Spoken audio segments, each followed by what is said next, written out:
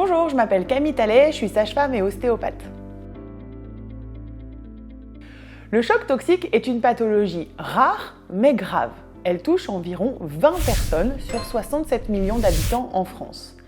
Cette pathologie est due à la présence de staphylocoque doré qui est naturellement présent sur la peau, dans le nez ou dans le vagin. Certaines souches de cette bactérie sécrètent cette toxine qui peut se répandre dans l'organisme et être responsable du choc toxique.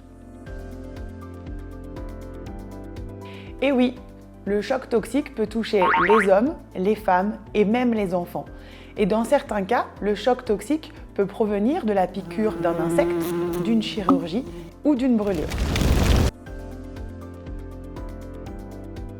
Le syndrome du choc toxique menstruel peut être dû à la mauvaise utilisation du dispositif périodique intravaginal. Pour qu'il se manifeste, il faut réunir certaines conditions. Tout d'abord, que la personne ait dans son vagin la présence de staphylocoque doré responsable de la sécrétion de cette toxine, ce qui concerne 1% des femmes en France. Ensuite, il faut que cette personne n'ait jamais créé d'anticorps contre ce staphylocoque doré. Ensuite, il faut créer un environnement favorable au développement de cette bactérie par le port de cette protection pendant plus que 8 heures ou la création d'une micro-fissure ou d'une petite blessure lors de l'insertion de cette protection périodique.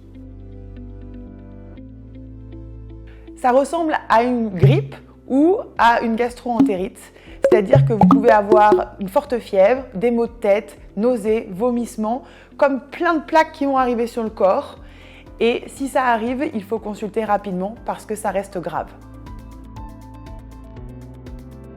La première chose, c'est absolument de retirer tout de suite le tampon et ensuite soit d'appeler le 15, soit d'appeler un médecin urgentiste, car il faut prendre rapidement en charge ce choc toxique menstruel.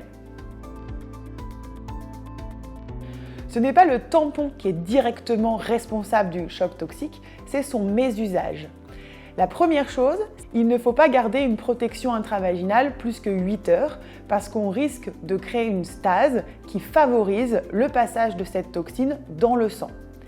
Et deuxièmement, il faut utiliser un tampon qui est adapté à votre flux, puisque si vous utilisez un tampon qui est pour un flux trop important, il va assécher vos muqueuses et donc favoriser le passage de la toxine dans la circulation.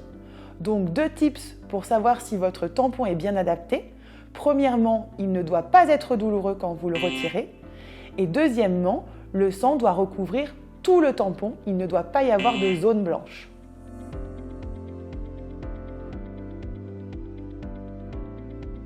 Bio ou pas bio, indépendamment de la composition du tampon ou de la cup, c'est la bonne utilisation qui va aider à prévenir le syndrome du choc toxique.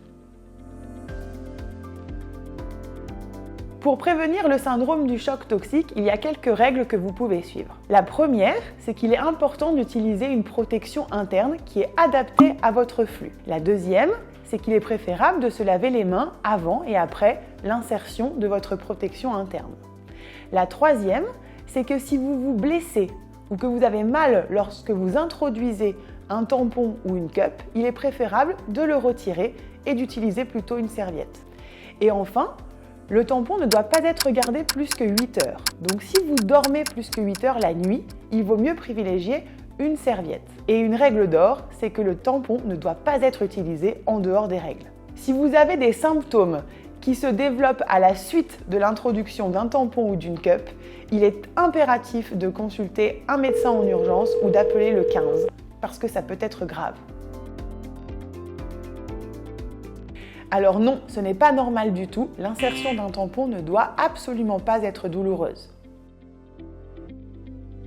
La première chose, c'est de s'installer confortablement, de bien relâcher son périnée, de pouvoir utiliser un peu d'huile végétale qu'on peut mettre soit à l'entrée de la vulve avant d'insérer son tampon, soit sur l'applicateur et ensuite d'insérer le tampon délicatement dans le vagin.